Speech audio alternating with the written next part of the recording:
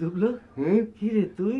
আক্কা, আমি তুমি আমারে নিয়ে যে পরিমাণে চিন্তা ভাবনা করতেছো, সেই জন্যই সুদূর ফরেন দেশ থেকে উড়ে আইসা জুড়ে বইছি।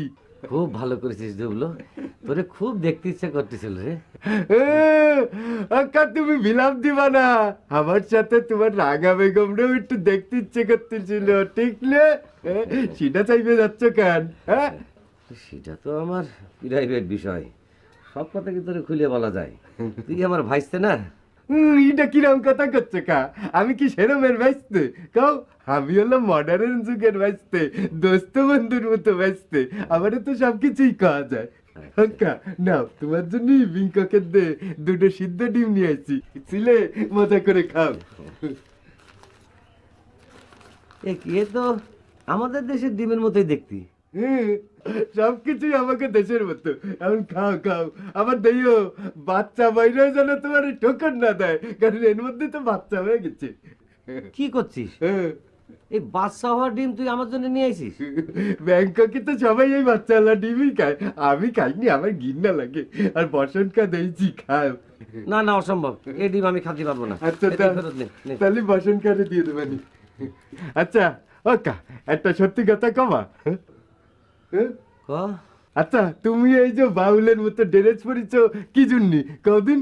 কোন দুঃখী রাগা বেগম ছ্যাক দিচ্ছে সেই জন্যি? দক্ষিণারে ডুবলো রাগে, প্রচন্ড রাগে, রাঙা বেগমের উপর রাগ করে। এটা কি রাম কথা কইলে কাকা? রাগা বেগম হচ্ছে একটা অবলা নারী, তার উপর কি রাগ করা যায়?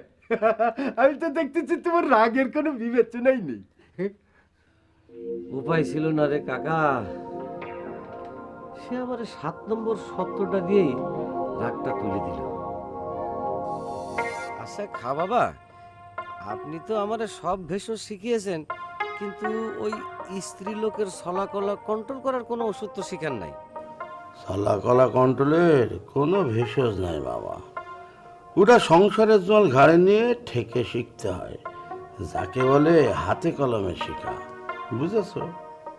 তুমি এখন যাও। আচ্ছা তাহলে দোয়া করবেন।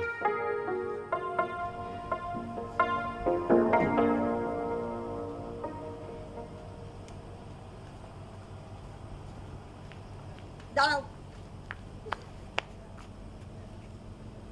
কি?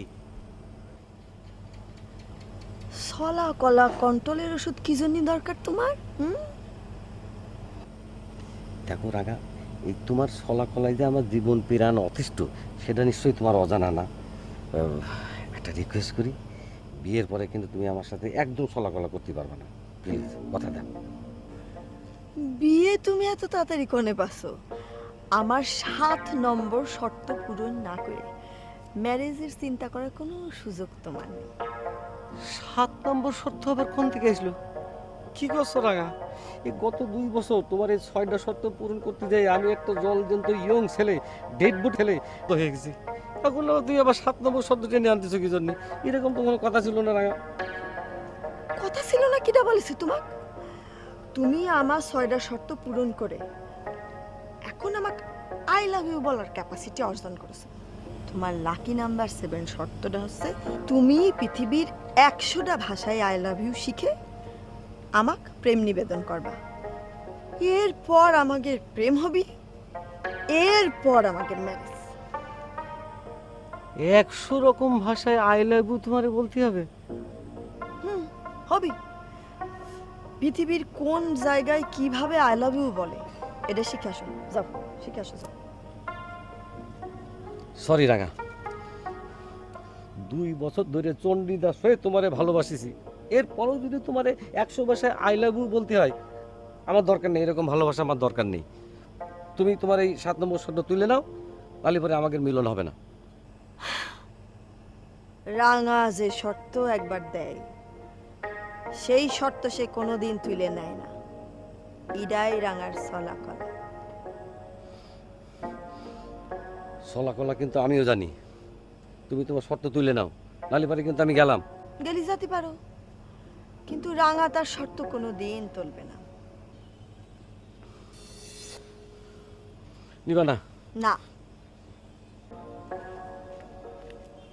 যাও, কিন্তু 100 ভাষায় আই লাভ ইউ বলতে না পারলে আর কোনোদিন আসার দরকার নেই।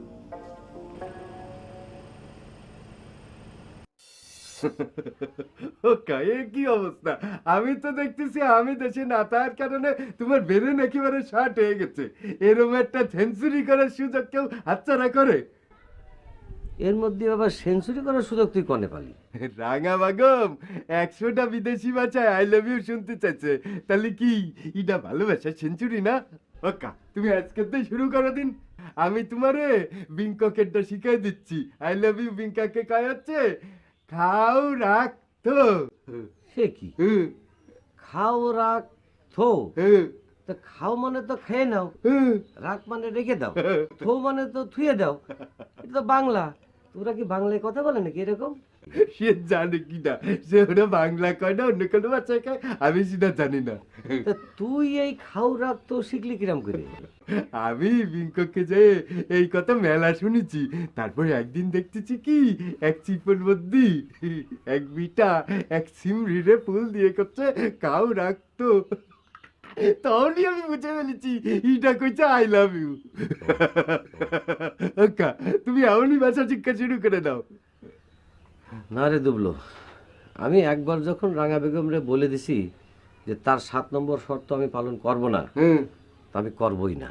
ভুল করে না কাহা, ভালো করে ভাইবে দাও, বুঝছো? আচ্ছা, আমার শোনার ছবি মানে দিলকুশ এখন কেমন আছে কদিন? সে তো শুনেছি তোর আসার অপেক্ষায় সাজে গুজে ঘুরে বেড়ায় রে। যাক, এখন আমি শান্তি হলাম। তাহলে দিলকুশ আমার এখনো বলেনি না? তাহলে আমি এখন যাই, হ্যাঁ?